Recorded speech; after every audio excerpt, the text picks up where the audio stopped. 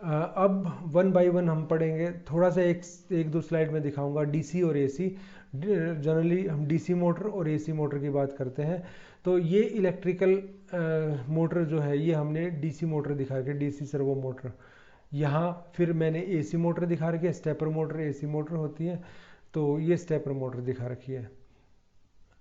उसके बाद है मोटर एनकोडर, जिसको हम बहुत डिटेल में पढ़ चुके हैं सेंसर्स के अंदर। तो एनकोडर क्या है?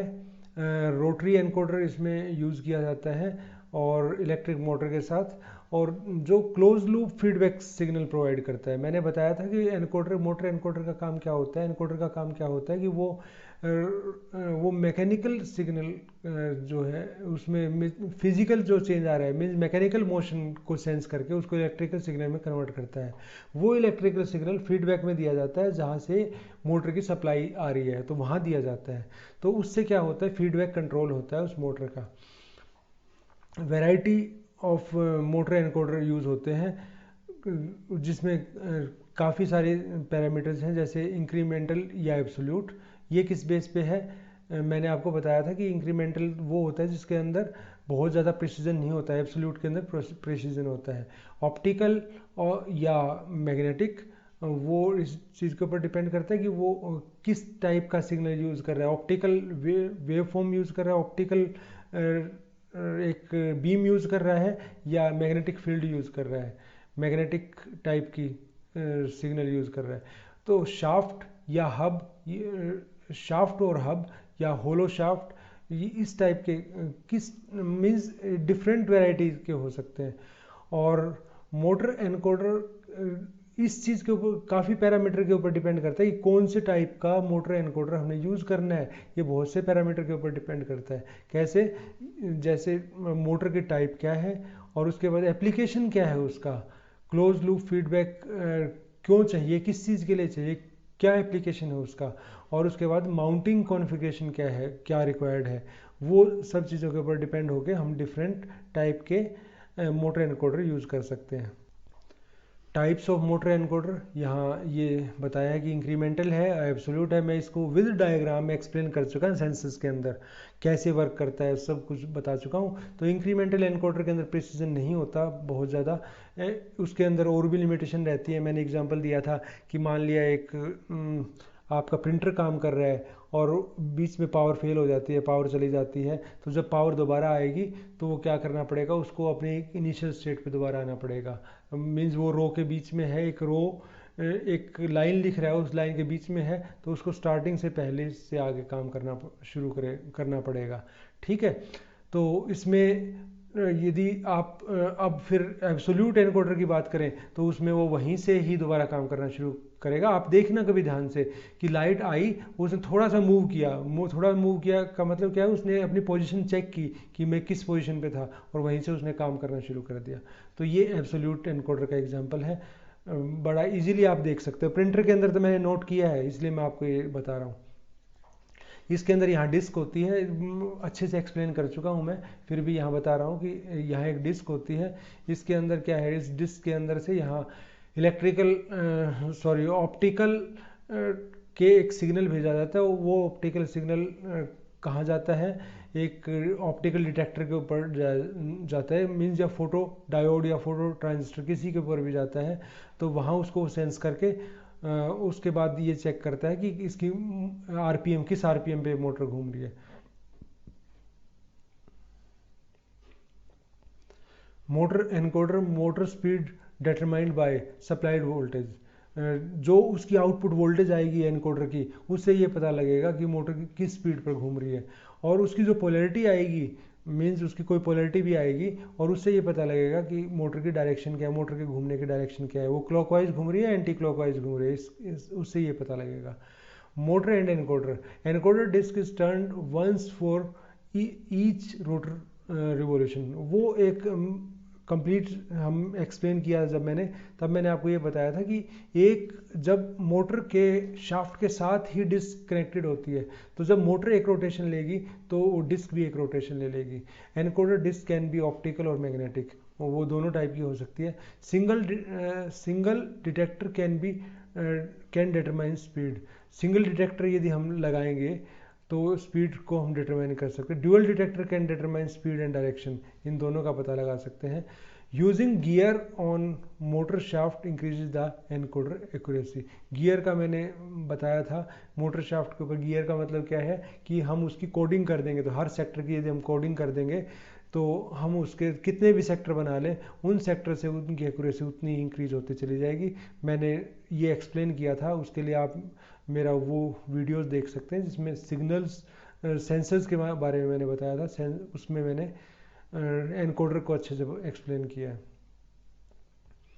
पल्स विड्थ मॉड्यूलेशन, देखिए जब एक कंट्रोलर से आउटपुट आ रही है तो उस कंट्रोलर की यदि आउटपुट चेक यूज़ की जा रही है मोटर को चलाने या बंद करने के लिए, तो क्या है, या साथ में आपने मान लिया कंट्रोलर की आउटपुट डायरेक्ट यूज़ नहीं कर रहे, आप कोई सप्लाई वोल्टेज भी ले रहे हैं, तो भी क्या है कि आप इतना जल्दी से वेरिएशन नहीं कर सकते कि वो वोल्टेज एकदम पहले हाई है फिर एकदम से लो आ गया, फिर हाई आ गया, फिर लो आ गया, ये पॉसिबल नहीं है। यदि आप डायरेक्ट कंट्रोलर से आउटपुट ले रहे हैं, उसी से मोटर चला रहे हैं कंट्रोलर की आउटपुट से, तब भी ये चीज़ पॉसिबल नहीं है कि कंट्रोलर डिफरेंट वेरिंग लेवल पे आपको आउटपुट दे दे। कंट्रोलर ऐसा नहीं होता, कंट्रोलर या तो आउटपुट देगा या उस टाइम नहीं देगा।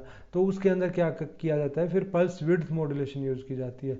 पल्स विड्थ मॉड्यूलेशन के अंदर क्या होगा, यदि आपने इस टाइम के लिए आउटपुट आई, फिर इतने टाइम के लिए नहीं आई, फिर इस टाइम के लिए आई, फिर इतने टाइम के लिए नहीं आई, इसका मतलब क्या है कि आपकी मोटर को जो सिग्नल मिल रहा है, जो इसके इक्विवेलेंट सिग्नल मिल रहा है, आप ये कह सकते हो इस सिग्नल के इक्विवेलेंट सिग्नल मिल रहा है, मीन्स लो सिग्नल मिलेगा। ठीक है, जब मैं इतनी देर के लिए सिग्नल देता हूँ, फिर इतनी देर के लिए नहीं देता, फिर इतनी देर के लिए देता हूँ, फिर इतनी देर के विड्थ बढ़ा दी मैंने पल्स की, आप ये कह सकते हो पल्स की विड्थ इंक्रीज कर दी, तो जो नेट सिग्नल मैं कैलकुलेट कर सकता हूँ वो इस तरीके से होगा कि वो इतना हाई आएगा। इट मीन्स जब मैं इससे कंपेरिजन करूँ इसका, तो यहाँ पर आपको आपकी जो मोटर को सिग्नल ज़्यादा मिल रहा है, वो इनपुट ज़्यादा मिल रही है। इट मीन्स देखो, यदि मैं इस लेवल की और इस लेवल की बात करूँ, जो सिग्नल मैं एक्चुअल में दे रहा हूँ, जो सिग्नल दे रहा हूँ मोटर के अंदर, वो तो ये हैं ये, ठीक है, लेकिन वो बिहेव कैसे करेगी, वो ऐसे बिहेव करेगी जैसे उसको इतना कंटिन्यूस सिग्नल इतने लेवल का मिल रहा है, या उसको ऐसा बिहेव करेगी जैसे उसको इतना कंटिन्यूस सिग्नल इतने लेवल का मिल रहा है। तो क्या है कि मैं ये लेवल इंक्रीज या डिक्रीज कर सकता हूँ जस्ट इसका ड्यूरेशन इंक्रीज या डिक्रीज करके, इस पल्स की विड्थ इंक्रीज या डिक्रीज करके मैं ये इंक्रीज या डिक्रीज कर सकता हूँ कि ये इसको जो सिग्नल मिलेगा, जो कंटिन्यूस सिग्नल में कंसिडर करके यदि चलूँ, तो वो उसको इसके इक्विवेलेंट सिग्नल मिलेगा। ये लिखा हुआ है इज इक्विवेलेंट टू, वो ऐसा लगेगा जैसे इसको ये मिल रहा है। ठीक है, और जैसे एक एग्जांपल देता हूँ आपको, सिनेमा हॉल्स के अंदर आपको 25 फ्रेम्स पर सेकंड दिखाए जाते हैं, और आपको ये लगता है कि वो कंटिन्यूस एक ही व्यू देख रहे हो, आप कंटिन्यूशन में देख रहे हो। जैसे आप बाहर किसी पेड़ को देख रहे हो, तब तो आप रियल में कंटिन्यूशन में देख रहे हो, तब आप रियल में उस पेड़ को लगातार देख रहे हो, ठीक है, कंटिन्यूस वो आपकी आइज़ के अंदर उसकी इमेज आ रही है। लेकिन जब आप एक मूवी देख रहे हैं, ठीक है, तब उस मूवी के अंदर 25 फ्रेम्स पर सेकंड आपको दिखाए जाते हैं, तो आपको ये लगता है कि जैसे कंटिन्यूस ही है। तो आपकी आइज़ को तो नहीं पता लगा ना कि आपको कैसे आपको धोखा दिया जा रहा है।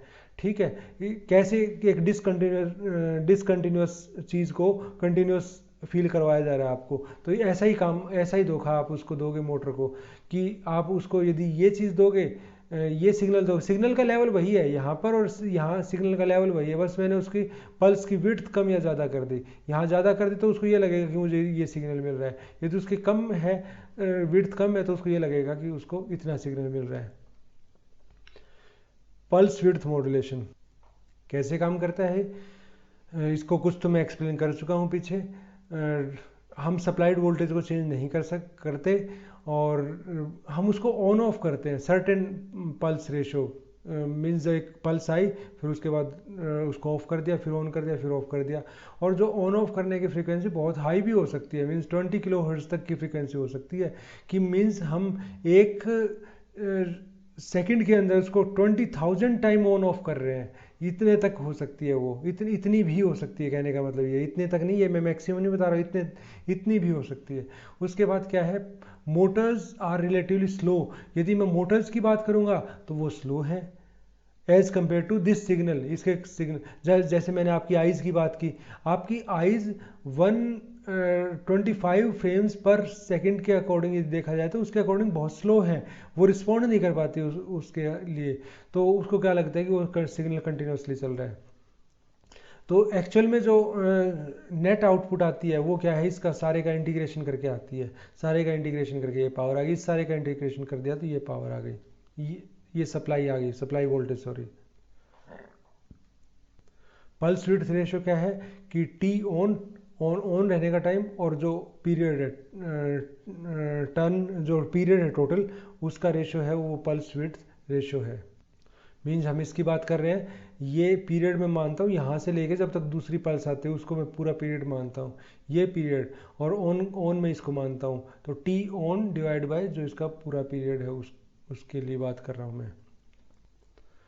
इलेक्ट्रिकल एक्चुएटर के अंदर हम ये चीज़ें हम पढ़ेंगे आगे के लेक्चर्स के अंदर, सर्वो मोटर, स्टेपर मोटर और डीसी मोटर, इन चीज़ों के ऊपर हम मेनली कंसंट्रेट करेंगे।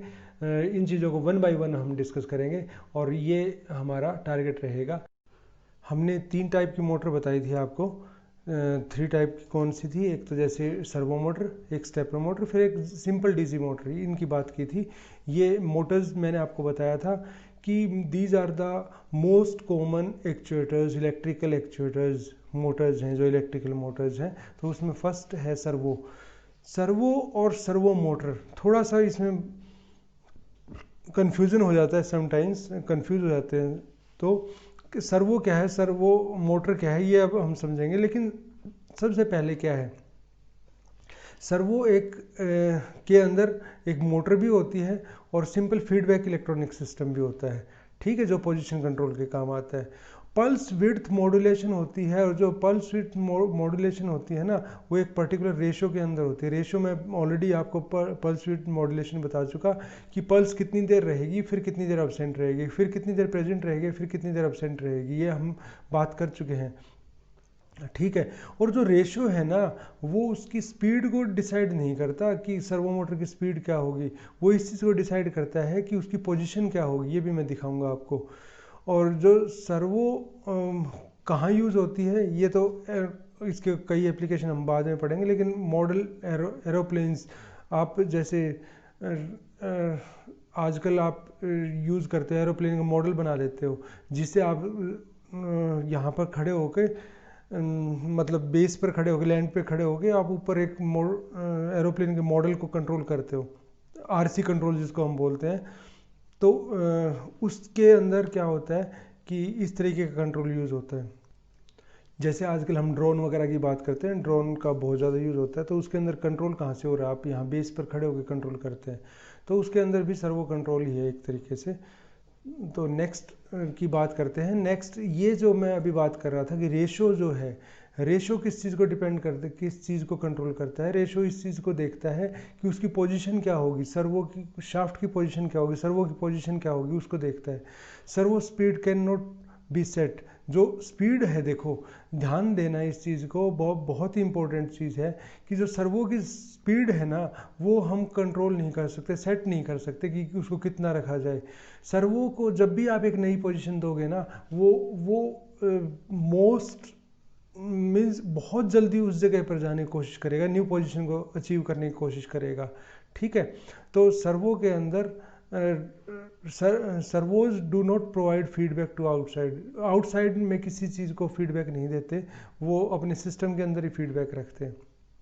तो ये चीज़ ध्यान रखना कि सर्वो की जो स्पीड है वो एकदम से एब्रप्टली इंक्रीज होती है, और क्या होता है कि वो अपनी नई पोजीशन जहाँ ले लेता है वहाँ एकदम से वो सर्वो की स्पीड एकदम से डिक्रीज होती है। तो एब्रप्टली इंक्रीज और एब्रप्टली डिक्रीज स्पीड, ये इसकी सर्वो की खासियत है, इसकी स्पेशलिटी है, यू कैन से।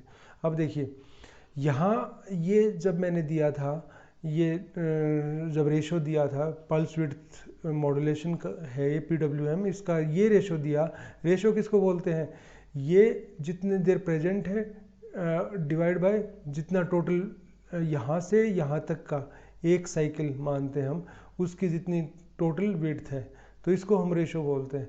और जब ये मैंने रेशो बढ़ा दी तो इसकी पोजीशन ये होगी, जब रेशो और इंक्रीज कर दी तो इसकी पोजीशन चेंज होगी। मीन जैसे ही मैंने यहाँ से यहाँ ये रेशो की, जब पहले ये रेशो थी, जब ये रेशो की, तो क्या होगा, एकदम से ये एब्रप्टली इसकी स्पीड इंक्रीज करेगी और ये नई पोजीशन पे जाएगा, अपनी न्यू पोजीशन के ऊपर अचीव करेगा। ठीक है, तो वो डिपेंड करता है सिस्टम टू सिस्टम कि वो जो एब्रप्ट स्पीड इंक्रीज है वो कितने तक वो स्पीड इंक्रीज हो सकती है और कितना एकदम से वो डिक्रीज हो जाएगी जीरो तक, वो डिपेंड करता है। जितना अच्छा सर्वो सिस्टम होगा उतना ही एब्रप्टली वो क्या करेगा, अपनी पोजीशन चेंज करेगा और उतना ही फास्टली वो स्टॉप भी हो जाएगा। ये बहुत ज़रूरी है सर्वो सिस्टम के लिए। सर्वो के अंदर जनरली लोग कंफ्यूज होते हैं सर्वो और servo motor. Servo motor generally sometimes उसको भी बोल दिया जाता है कि एक मोटर है जिसमें सिंपली फीडबैक सिस्टम दे दिया, तो उसको भी सर्वो मोटर बोल देते हैं। लेकिन यहाँ जो सर्वो की बात हो रही है, यहाँ बात ये हो रही है कि आपने एक सर्वो सिस्टम यूज़ कर रहे हैं, उसके अंदर हमने क्या किया, उसको एक पर्टिकुलर उसको एक न्यू लोकेशन प्रोवाइड की और वो न्यू लोकेशन के ऊपर उसने एकदम से चेंज की अपनी पोजीशन और उसके बाद वहाँ जाके फिर रुक गया। इससे पहले भी हमने सर्वो मोटर वगैरह पढ़ी है, तो उस सर्वो मोटर के अंदर मैंने आपको बताया था कि फीडबैक का कंसेप्ट बताया था कि फीडबैक तो होता है, लेकिन मैं उसको एक सिंपल मोटर के साथ फीडबैक सिस्टम लगा के सर्वो मोटर बना सकते हैं। लेकिन यहाँ जो सर्वो का कंसेप्ट थोड़ा अलग है, बेसिक प्रिंसिपल दोनों का सेम ही है कि उन दोनों के अंदर मोटर भी लगी हुई है और दोनों के अंदर बोथ जो सिस्टम जो हमने पहले पढ़ा था और जो मैं अब पढ़ रहा हूँ, दोनों के अंदर क्या है, मोटर्स तो लगी हुई है, साथ में क्या है कि दोनों के अंदर कंट्रोलिंग भी फीडबैक के थ्रू हो रही है। लेकिन एक डिफरेंस है, सर्वो मोटर की जब मैंने बात की तो उसमें वो कंसेप्ट नहीं है कि नई लोकेशन दे दी, न्यू लोकेशन प्रोवाइड कर दी तो एकदम एब्रप्टली वो चेंज होगा और वहाँ जाके फिर एकदम रुक जाएगा, ऐसा कुछ वहाँ ने हमने मार्किंग कह सकते हो आप, ऐसा मार्किंग वाला काम वहाँ नहीं किया था। लेकिन जब हम सर्वोज की बात करेंगे तो वहाँ हम ये कहेंगे कि वहाँ एकदम से मार्किंग होती है कि ये न्यू लोकेशन ये है, तो एकदम से फास्टली वहाँ मूव करेगा, फास्टली वहाँ मूव करके वहाँ फिर स्टॉप हो जाएगा। इस तरीके से चलता है। तो एक मोटर कब कहेंगे कि एक मोटर एक सर्वो मोटर है इन द रियल सेंस, तब कहेंगे कि there are certain design criteria that are desired when building a servo motor, कि कुछ डिज़ाइन क्राइटेरिया है। वो डिज़ाइन क्राइटेरिया क्या है, मेन डिज़ाइन क्राइटेरिया क्या है कि सबसे पहली चीज़ तो ये है कि सर्वो सिस्टम है वो डिमांड करता है कि रैपिडली चेंज हो, रैपिड रिस्पॉन्स हो, जैसे ही उसको कंट्रोल सिग्नल मिला वैसे ही वो अपनी पोजीशन चेंज कर दे, एकदम से इमीडिएटली चेंज कर दे। तो इसके लिए क्या है कि हाई एक्सेलरेशन और हाई डिसेलरेशन चाहिए, रेट्स चाहिए, मींस एकदम से स्पीड इंक्रीज कर ले और जैसी पोजीशन आने वाली हो एकदम से स्पीड डिक्रीज कर ले, ये इसकी रिक्वायरमेंट है। और भी रिक्वायरमेंट है वो मैं अभी आगे बताऊंगा। तो यहाँ क्या है कि हाई टॉर्क चाहिए, जब भी उसको न्यू पोजीशन मिलती है तब हाई टॉर्क चाहिए, एकदम से आपको इनिशिएट करना है और हाई स्पीड पे इनिशिएट करना है, तो टॉर्क की रिक्वायरमेंट ज़्यादा है। टॉर्क एक्चुअल में क्या होती है, टॉर्क वो फोर्स है जो रोटेशनल फोर्स देती है, रोटेशनल फोर्स कितनी क्रिएट हो रही है तो वो उसको टॉर्क बोलते हैं, तो हाई टॉर्क चाहिए। ठीक है, नेक्स्ट है जो सर्वोज हैं उसके अंदर क्या होता है कि हाई टॉर्क चाहिए तो हाई टॉर्क चाहिए तो हाई करंट की रिक्वायरमेंट होती है। तो जब आप ब्रश देखो, दो टाइप की मोटर्स यूज़ होती हैं जनरली, ब्रश विद ब्रश और ब्रशलेस, मींस यदि मैं इस बेस पे कैटेगराइज करूँ तो एक ब्रश के साथ होती है, विदाउट ब्रश होती है, जिसको लेमन लैंग्वेज में कभी आप किसी इलेक्ट्रिशियन से मिलोगे तो वो कहेगा बुश बोल देते हैं, लेकिन वो एक्चुअली ब्रश होती है। ठीक है, तो दो टाइप की इसमें मोटर्स हम यूज़ करते हैं। तो जो डिज़ाइनर्स को ये ध्यान रखना चाहिए कि जब हाई टॉर्क चाहिए तो इसका मतलब क्या है कि हाई करंट होगा, वहाँ पे हाई करंट होगा तो इसका मतलब क्या है कि उस हाई करंट को टॉलरेट करने के लिए आपका जो इंफ्रास्ट्रक्चर होता है, मीन्स जो उसका हार्डवेयर है, जैसे जिस वायरिंग से करंट करंट पास करेगा, ब्रशेज वगैरह हैं वो इस तरीके की होनी चाहिए, वो इतनी हाई करंट को वो टॉलरेट कर सकें। नेक्स्ट थिंग जो सर्वो मोटर में रिक्वायर्ड होती है वो high torque to inertia ratio है। मीन्स टॉर्क टू इनर्शिया जो रेशियो है वो हाई होना चाहिए। इट मीन्स क्या होगा, ये कब हो सकता है, टॉर्क टू इनर्शिया रेशियो मैं कहूँ इसमें टॉर्क ऊपर आएगा और नीचे क्या आएगा, इनर्शिया आएगा। ठीक है, न्यूमरेटर और डिनोमिनेटर की बात करूँ तो न्यूमरेटर होगा इसके अंदर टॉर्क और नीचे डिनोमिनेटर होगा इनर्शिया। तो ये दो तरीके से हाई हो सकता है, या तो टॉर्क बहुत ज़्यादा हो, ठीक है, या इनर्शिया बहुत ही कम हो। ठीक है, और इनर्शिया क्यों कम चाहिए हमें, ध्यान देना इस चीज़ को। एक मोटर जब चलना स्टार्ट करती है तब टॉर्क बहुत ज़्यादा चाहिए होता है। क्यों? क्योंकि इनर्शिया इफेक्ट होता है। इनर्शिया इफेक्ट क्या है कि जो पोजीशन चेंज को अपोज करता है उसको इनर्शिया इफेक्ट बोलते हैं। मीन्स जब रुकी हुई है तो तब वो चलना नहीं चाहती, और जब वो चल रही है तब वो रुकना नहीं चाहती। ठीक है, ऑब्वियस सी बात है, जब आप गाड़ी स्टार्ट करते हैं तो ज़्यादा फोर्स लगती है, और उसके बाद चल रही है तो उसके बाद आप इंजन ऑफ भी कर देते हो तब भी वो चलती रहती थोड़ी दूर तक। वो क्या है, इनर्शिया इफेक्ट है। ठीक है, तो ये जो इनर्शिया इफेक्ट है ये मिनिमम होना चाहिए ताकि वो कम टॉर्क के साथ स्टार्ट हो सके, और जब रुकना हो, उसको आगे जाके रुकना हो, तब भी वो कम फोर्स के साथ उसको रोका जा सके, उसको ज़्यादा फोर्स अपोजिट फोर्स लगाने की ज़रूरत ना हो उसके ऊपर। इसलिए इसको बोला गया कि इनर्शिया कम होना चाहिए। दूसरा क्या है, टॉर्क हाई होना चाहिए। तो ये दोनों चीज़ की रिक्वायरमेंट है। इसका मतलब हम ये कहेंगे कि यदि ये टॉर्क टू इनर्शिया रेशियो यदि हाई है तो मैं ये कहूँगा कि उसकी रिस्पॉन्सिवनेस ज़्यादा है, उस जो आपका सिस्टम है उसकी रिस्पॉन्सिवनेस ज़्यादा है। तो सर्वो मोटर जो है उनको थर्ड जो रिक्वायरमेंट है कि सर्वो मोटर स्मॉल सिग्नल के लिए भी रिस्पॉन्ड करें, क्योंकि जो कंट्रोल सिग्नल है वो समटाइम्स कंट्रोल सिग्नल में क्या है बहुत कम चेंज हुआ है। जैसे मैंने पिछले स्लाइड में आपको दिखाया था, देखिए यहाँ ये है, यहाँ से यहाँ रेशो में चेंज हुआ है। यदि चेंज बहुत कम हो तो उसको भी वो रिस्पॉन्ड करे, ऐसा होना चाहिए। तो इसलिए क्या है कि स्मॉल वोल्टेज वेरिएशन के लिए आपका सिस्टम को सेंस करने वाला होना चाहिए, जिसको वो सेंस कर सके और उसके लिए रिस्पॉन्ड कर सके। मीन्स एक्चुअल में काम तो यहाँ सेंसिंग का मतलब सेंसर से नहीं है, यहाँ मतलब मीन्स ये है कि आपका एक्चुएटर ऐसा हो जो स्मॉल वेरिएशन, वोल्टेज वेरिएशन के लिए भी रिस्पॉन्ड कर सके। ठीक है, इस तरीके की बात कर रहा हूँ मैं। यहाँ वो बात नहीं करा कि हमें सेंसर से कोई सिग्नल सेंस करना है, ऐसी बात नहीं है।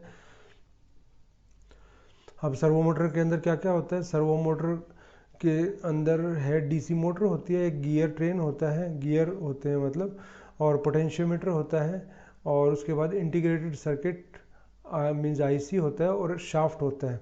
ठीक है, और इसके अंदर और क्या है कि angular position, specific angular position send की जाती है। किस चीज़ से सेंड होती है, एंगुलर पोजीशन किस चीज़ से सेंड की जाती है, वो एनकोडर मैंने आपको बताया था उससे होता है। और उसके बाद क्या है, 3 वायर इसके अंदर यूज़ होती हैं, और इसके अंदर क्या होगा कि 1 पावर के लिए, दूसरा ग्राउंड के लिए, और थर्ड जो है वो कंट्रोल इनपुट लाइन है कंट्रोलिंग के लिए। ठीक है, जो उसको उसकी ये बताएगा पोजीशन की, किस पोजीशन पे आपको क्या पोजीशन लेनी है। ठीक है, और दूसरा जो पॉजिटिव और नेगेटिव सप्लाई है या ग्राउंड या पावर सप्लाई है वो इसको पावर सप्लाई देंगी रोटेट होने के लिए, और एक लाइन क्या देगी, इसको कंट्रोल सिग्नल देगी। जब कंट्रोल सिग्नल के थ्रू एक सिग्नल मिलता है सर्वो मोटर को, तो वहाँ वो क्या कंट्रोल सिग्नल ये बताएगा कि इसको कितना पोजीशन में चेंज होना चाहिए। तो डिजायर्ड आउटपुट पोजीशन के लिए जो सर्वो मोटर है, सर्वो सिस्टम है, वो शाफ्ट के ऊपर जो उससे डीसी मोटर कनेक्ट होती है उसके शाफ्ट के ऊपर फोर्स क्रिएट करेगा, और वो शाफ्ट क्या है, रोटेट करेगा। ठीक है, और जो पोजीशन सेंसिंग डिवाइस है इसके अंदर मैंने बताया था एनकोडर वगैरह, वो इसकी रोटेशन देखेंगे कि उसकी प्रॉपर रोटेशन हुई या नहीं हुई है, वो इसको चेक करेंगे। सर्वो मोटर का यहाँ एक बेसिक डायग्राम दिया हुआ है, इसमें एनकोडर यूज़ हुआ है, ब्रश कवर यूज़ हुआ है, ब्रश यूज़ हुई है। उसके बाद आयरन लेस वाइंडिंग हाउसिंग के लिए मीन्स वाइंडिंग जहाँ प्लेस की गई है वो ये जगह है। कम्यूटेटर देखिए यहाँ कम्यूटेटर देखो, इसमें कट्स होते हैं, ध्यान से देखना, ये कट्स होते हैं इसके अंदर। ठीक है, वहाँ तो दो ही दिखाए गए थे, वो जस्ट एक मॉडल था। यहाँ कई सेक्शंस होते हैं, मैनी सेक्शंस, और हर दो के पेयर से मीन्स दो कम्यूटेटर का दो का एक सेट होगा, उसके साथ एक वाइंडिंग होगी, फिर नेक्स्ट टू का एक सेट होगा, उसके साथ एक वाइंडिंग होगी, इस तरीके से वाइंडिंग होती है। उसके बाद यहाँ मैग्नेट दिखाई गई है, शाफ्ट दिखाया गया, पूरी चीज़ें दिखाई गई है, बॉल बेयरिंग वगैरह हर चीज़ दिखाई गई है। ये आउटपुट शाफ्ट है, ये आउटपुट शाफ्ट है इसके अंदर, ये इंपॉर्टेंट है। टॉर्क देखिए अब, टॉर्क स्पीड कर्व मीन्स जब स्पीड कम होगी, ये स्पीड है यहाँ, जब स्पीड कम होगी उस टाइम टॉर्क ज़्यादा चाहिए होता है, और जैसे जैसे मैं आगे बढ़ूँगा तो टॉर्क कम होता चला जाएगा, टॉर्क रिक्वायरमेंट कम होती चली जाएगी। ठीक है, तो स्पीड बढ़ने के साथ साथ टॉर्क की रिक्वायरमेंट कम होती चली जाएगी। तो जब आपका लोड चलता है तो बहुत हाई स्पीड पे भी नहीं जाता उस टाइम, तो वो मीडियम स्पीड पे रहता है, और टॉर्क की रिक्वायरमेंट भी उसमें रहती है। ऐसा नहीं कहूँगा कि मैं जीरो टॉर्क हो जाएगा, जीरो टॉर्क उसमें नहीं होता कभी भी। ठीक है, ये स्टेपर मोटर का यहाँ शो किया गया, ये हम आगे पढ़ेंगे, ये एसी सर्वो मोटर का यूज शो किया गया है। सर्वो सिस्टम, अब सर्वो सिस्टम के अंदर क्या होता है, servo is a mechanism based on the feedback control, वो बता चुका मैं। The controlled quantity is mechanical, हम कंट्रोल किस चीज़ को कर रहे हैं, हम मैकेनिकल मूवमेंट को कंट्रोल कर रहे हैं। तो कंट्रोल किसको किया जा रहा है, मैकेनिकल मूवमेंट को कंट्रोल किया जा रहा है।